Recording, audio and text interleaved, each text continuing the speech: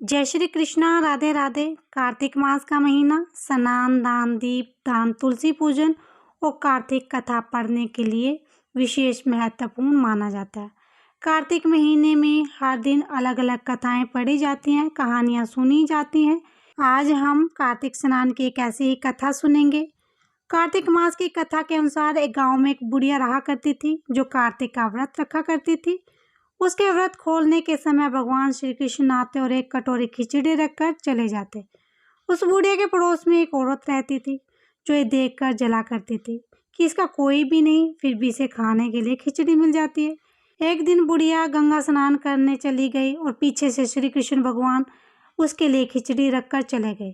पड़ोसन ने देखा कि अभी बुढ़िया घर पर नहीं है, तब वो कटोरा उठाकर घर के पिछवाड़े फेंक आई।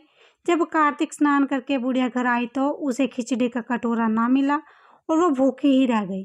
बार बार एक ही बात करती कि कहाँ गई मेरी खिचड़ी और कहाँ गया मेरी खिचड़ी का कटोरा। पड़ोसन ने जहाँ खिचड़ी गिराई थी वहाँ पौधा निकल आया जिसमें 2 फूल खिले।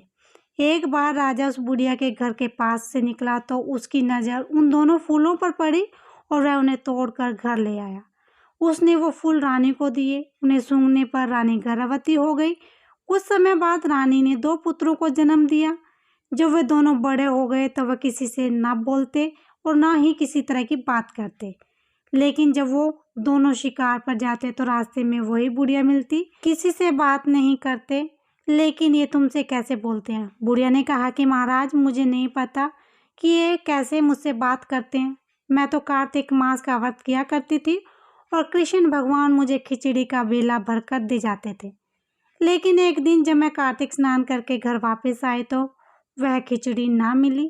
जब से मैं कहने लगी कि कहाँ गई मेरी खिचड़ी और कहाँ गया मेरा बेला। तब इन दोनों लड़कों ने मेरी बात सुन ली तो ये कहने लगी कि तुम्हारे पड़ोसन ने तुम्हारी खिचड़ी फेंक दी थी।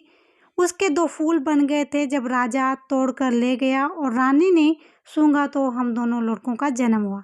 हमें भगवान ने तुम्हारे लिए भेजा है। सारी बात सुनकर राजा ने बुढ़िया को महल में ही रहने दिया और कहा कि कार्तिक महाराज, जैसे आपने बुढ़िया की बात सुनी वैसे ही हम सब की बात सुनना। बोलो विष्णु भगवान की जय। श्री कृष्ण भगवान की जय।